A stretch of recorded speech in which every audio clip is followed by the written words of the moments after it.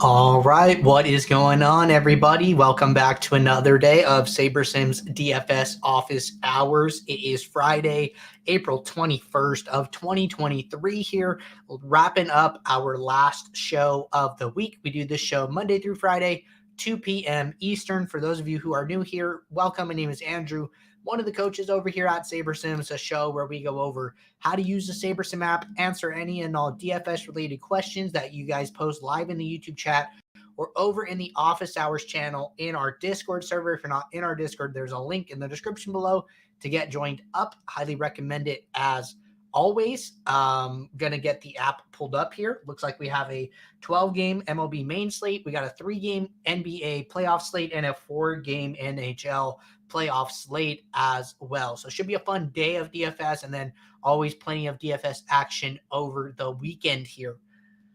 Got 2 questions in the Discord. Looks like Mike is here. Got 1 question in the YouTube chat. But aside from that, no questions. So if anybody has any questions, now is a great time to get them in. As always, I'm going to start with this first one here that somebody posted in one of the other channels, and I wanted to talk about this a little bit. So question says, with the sorter, if I do my nickel contest as rank and the others as unique random, would they overlap the rank and random even though it says unique? Okay, good question here. I did get us a CSV to mess around with prior to the show, so just going to get that in the app here. I have this CSV with 4 different contests here. So let's go back to the home screen. Let's make our 2 changes to projections here. And then let's just run a build that we will use for our demonstration here. So I'm going to let this run and then talk about fill methods, how they work, how to use them, etc. All right. For those of you who have been following along all week, tuning in, I am finally feeling 100% here. So really excited for today's show. Builder being a little slow here. Maybe I have some rules that carried over from yesterday or something, but looks like our lineups are finally finishing up now and heading into the post build.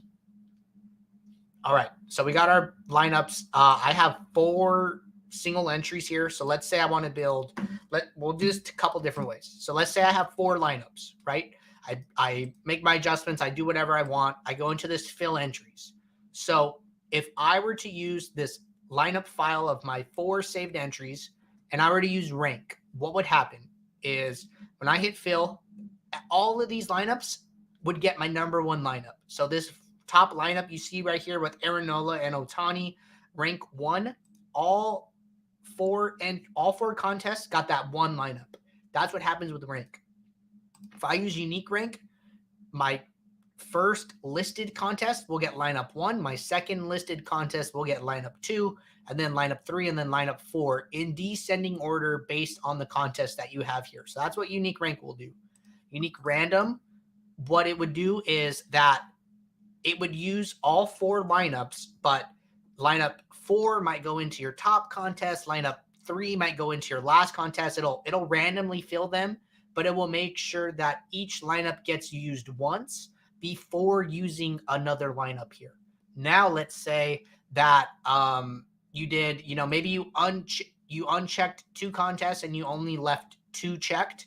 If I checked these 2 contests and used rank, what would happen is they would both get the number 1 lineup. And then if I unchecked those 2 and then checked another 2, now what would happen is if I use unique rank for these 2, lineup 1 would go into the top one, and then lineup 2 would go into the second one. So technically, if you look at your entire contest portfolio here, lineup 1 is now used 3 times in the top 2 contests, and then in the third contest, and then lineup 2 is used 1 time. So what the builder basically does is it groups your lineup file with your fill method and treats it as such. So if I have 2 contests checked and I use unique random, then lineup 1 will go into one of those. Lineup 2 will go into one of those randomly. I don't know which one it is. And then if I were to unselect those and then do unique rank for another set of contests, then lineup 1 would go into that one, and then lineup 2 would go into that one. So it all depends on what contests are checked and what method you're using. But basically, when you use a lineup file and a different method, the sequencing starts over. So that is how it works. But good question there, definitely worth clarification, especially if you are doing something like building your diversifiers in one build, your elevators in another build, and filling those separately and then uploading them. So just good to understand how the builder works in that way. All right. Chuck has a question here. I think this is a good question. Chuck said, does it make sense to use fewer min uniques for more top-heavy contests and higher min uniques for flatter payout structures? So, Chuck, I would say yes. I think that is a good way to look at this.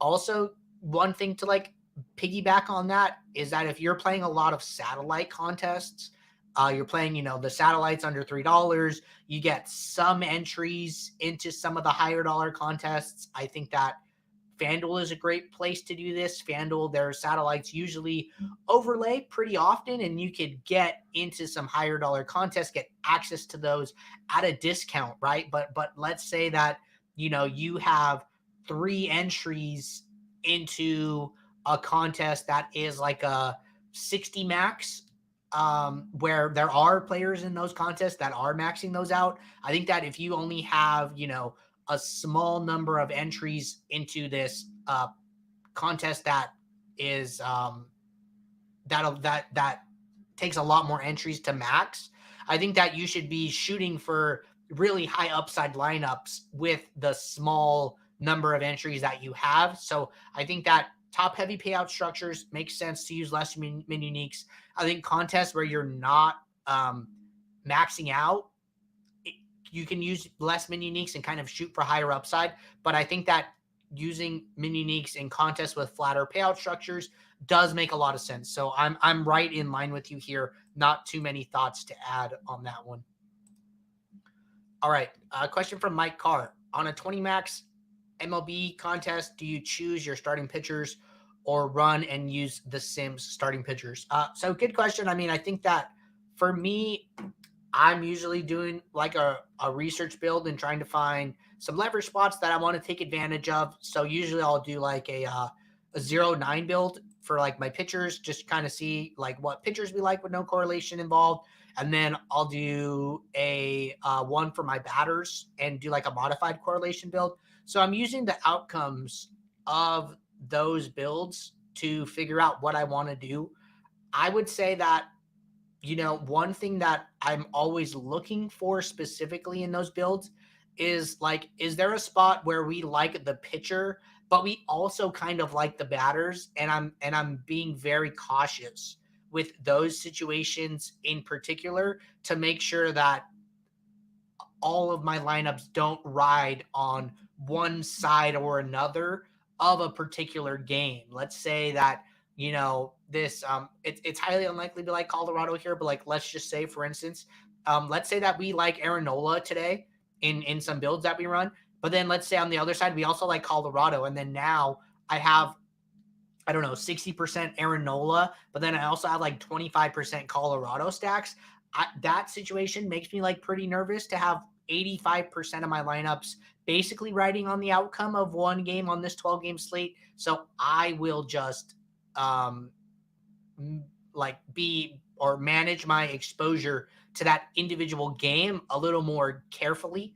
But that's what I'm looking for. I think that the best spots for me are, where we don't like the pitcher, and then we also like the team as a stack on the other side. It's like, okay, this makes sense. This is what I'm looking for, right? So if I do some research builds and determine that, hey, I like a certain pitcher, and then I'm ultimately not getting that much of them, I'm okay going in and bumping some exposure and then just consciously taking a stand on that team. So I think that if you have done some research and know some pitchers that you want to get to, but you're not getting to them, I think it's okay to go into the post build and adjust their min and max exposure. Snowman said, good day. What is up, Snowman? Hope you have a good weekend coming up here. But those are all the questions that we have right now, everybody. So if anybody has any questions, get those in now. I'm going to talk about Owner's Box really quickly heading into the weekend while we wait for some more questions to come in. But if you guys are not playing over on Owner's Box, I would highly recommend taking advantage of it. We have partnered with them and we're the first major optimizer to support them. Contest overlay frequently. I think that the games are a little bit softer in general over there. They're not attracting the highest volume players at the moment, but that is not to say that that will be forever. So take advantage of the softer contest of the overlay while it is still there, and then earn free SaberSim credit while you play over there. We track your entry fees if you use code SABER or SaberSim when you sign up. Take advantage of their $500 deposit bonus, and we will reach out to you when you hit these entry fee thresholds and ask you if you want to cash in on your month of standard, or wait and then cash in on a month of pro, or wait longer and cash in on a month of the MLB prop plan. Our prop plan has been very good to date. If you want to take advantage of our prop plan, be on the SaberSim Pro subscription, and then you will have this add-on. It says NBA props, but it is really all props. We are doing both NBA for NBA playoffs still, and we are doing MLB props. MLB props have been very good to start the season, so we're hoping for a strong season of MLB props here. All right. Still no questions. Happy to stick around and talk about whatever you guys want to talk about here. Finally feeling 100%, feeling healthy. So I was looking forward to a strong show to close out the week. But you guys know that I always say, if you guys are building lineups throughout the day, question pops in your head, drop it in the Office Hours channel. Let it sit there. That gives us a steady queue of questions to get going as people tune in, as people start to ask more questions live here. I know that we usually get a lot of questions over the weekend, so we usually have a strong Monday show for everybody here. So looking forward to that in general here. But yeah, not too sure what to talk about. I guess I could talk about one thing. It's not like particularly DFS related here, but I've been like studying some game theory on the side here, trying to learn a little bit more about game theory. I've been learning some Python as well here. So if you guys are familiar with the prisoner's dilemma, I could talk to you guys a little bit about that, give you guys a little bit of a idea of some game theory. I feel like we talk about game theory all the time here, and we don't always like what is actually game theory, right? So what I'm going to do, just to kill some time, is pull this up here. Let's share my screen.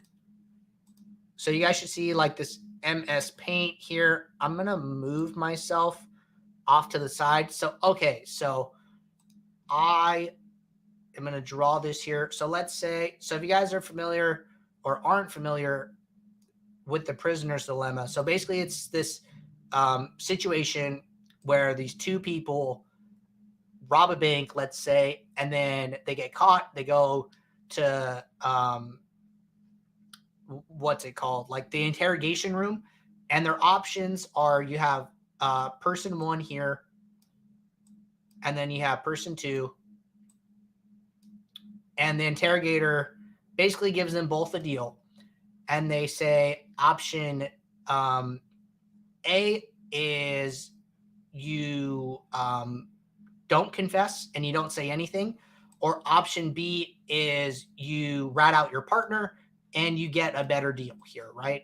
So we have A and B, and then we have A and B here, right?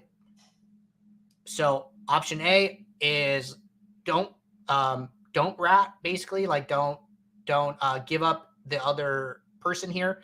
And then option B is you give up the other person here. So if you do not say anything and the other person doesn't say anything, you both go to jail for 1 year. If you say something and the other person does not say anything, So basically player one would give up player two, and then player two would not give up player one here. So then what happens is player one doesn't get any jail time, but player two gets 4 years of jail time, and then vice versa. If player two gives up player one, so Robert two says, hey, I'm going to rat out player one doesn't rat out player two, then what happens is player one goes to jail for 4 years, player two goes to jail for 0 years. And then the worst case is where player one and player two both rat on each other, and then they go to jail for 3 years each. So these are the options here. And basically, what I see Snowman has a question, but we'll talk about that after. So the decision is, what choice does each player make here? And in, we can talk about it all day, but basically there's something called like a purely dominant strategy, where if let's take player one. So player one can either not say anything, and then depending on what player two does, player one could get 1 year of jail or 0 years. So what player one should do here, player one should always play B here, because 0 is less jail time than 1 year. And then on this side here, if player two plays B, player one should always play B as well, because 3 years in jail is less than 4 years. So player one's options are go A or B, but depending on what player two does has a big effect on what happens to player one. So player one's best option is to always play B, because 0 years is better than -1, or 1 year in jail, and then 3 years in jail is less than 4 years. So player one should basically always play B here, regardless of what player two does, which is called like a purely dominant strategy. And then player two, vice versa, should technically do the same thing. So if player two plays what is it here?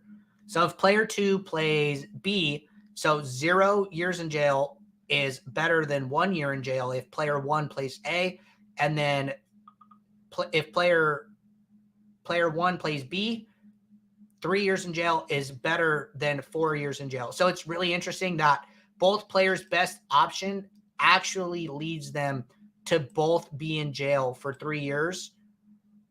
But it's only if one of these two players deviates from like the dominant strategy will one player benefit. But anyways, that's like one game theory principle. If you guys were to like study game theory, this is like a common thing that they talk about, a purely dominant strategy. There's also like Nash equilibrium, and then there's mixed strategies, and then how often should you be playing a mixed strategy to keep your opponent indifferent. So if you guys are interested, we talk about game theory a lot. This is just like one very basic example of game theory strategy. I would look on the internet. You could find YouTube videos and different courses that talk more about game theory, but it is pretty interesting once you guys get into it here. So just a little game theory for you on this slow Friday here.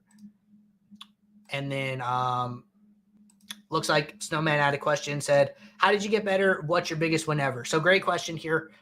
So how did I get better? I mean, I just learned and listened. I think listening is probably what I did the most of. Listen to everybody. I like to say, listen to everybody, trust nobody. So you should not just like take someone's word for something. The first time you hear somebody talk about a topic, you should listen to multiple people talk about a topic and formulate your own opinion from there. It's like, okay, this person said this person said B, this person said C, this person said D, and then listen to all of them and kind of figure out what all of those things mean to you, and then come up with your own opinion.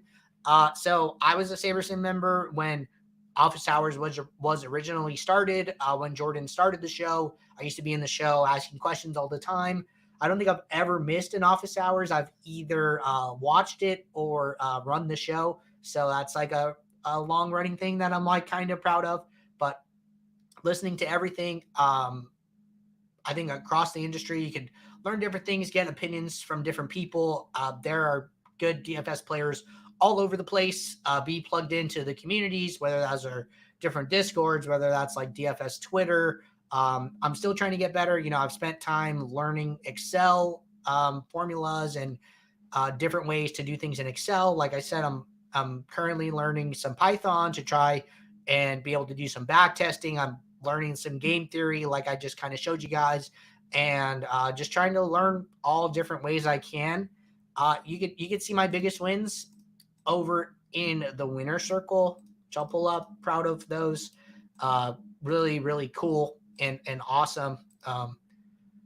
Those were some good sweats here. So coming to the 100K tier, I have 2 big wins here. I came in second in a Millie Maker in NBA season, not this NBA season, but the last NBA season. That was an awesome sweat. I was in first for a really long time, and Garnes passed me with Kristaps Porzingis in like the last 2 minutes of the game. He got a block and then a couple free throws to seal the deal there.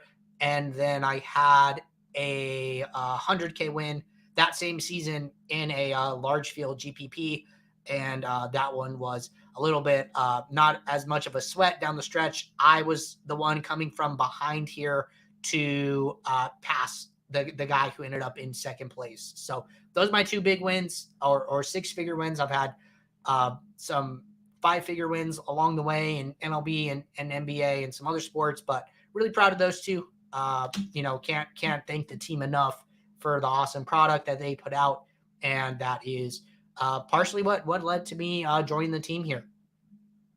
All right, looks like we got an actual question from Joe here, so gonna get back to the show. Joe said, if I have a team stack set for min 3 players, max 5 players, will that exclude players from that team from being one-offs?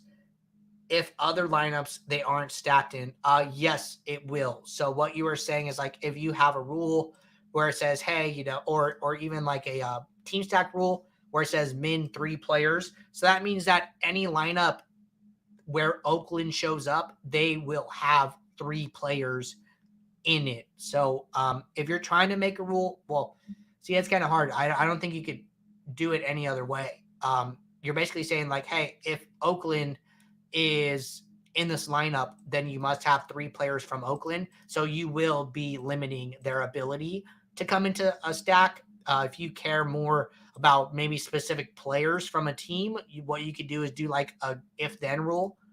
So it's saying, like, if at least one, we'll say Oakland, and then maybe you want to say like 7, 8, 9. If you're going to use at least one player from the bottom of the order from Oakland, then use at least 2 here from one of these other positions, and then you just check in the rest of the lineup. So maybe you're saying, like, hey, I don't mind using Oakland 1 through 6 hitters as one-offs, but I definitely do not want to use Oakland 7, 8, 9 hitters. So if you're going to use 7, 8, 9 hitters in my lineup, make sure they're stacked. Otherwise, I am okay with playing 1 through 6 as a one-off here. That's just an example, but that is one way that you could ultimately do that. Said, okay, just want to make sure. I'll just keep it at min 0 and 0% exposure for 2 stacks. Yeah, no, you could definitely do that in the post build here as well. So one thing that I like to do is look at these individual stack tabs depending on, the team or like the combination. Like, one thing I like to do is when Ohtani is a hitter and Trout and they're in the lineup together, I'll come in here and then I will like specifically look at my Angels 2 stacks, just because Ohtani Trout is just such a popular combination, I think, for like the normal general player to put in their lineups, that I just think that combination is probably overowned most nights. And so I want to limit that. But I think looking at teams on a 2-stack, 3-stack, 4-stack, 5-stack basis gives you a little more control over that in your lineups. Yep, no problem, man. Happy to help. But all right, everybody. I think that's it for today. We talked about a couple different things here. So we'll be right back on Monday. Until then, good luck in your contest. Hope everybody enjoys their weekend. And until then, I will see you guys. Bye.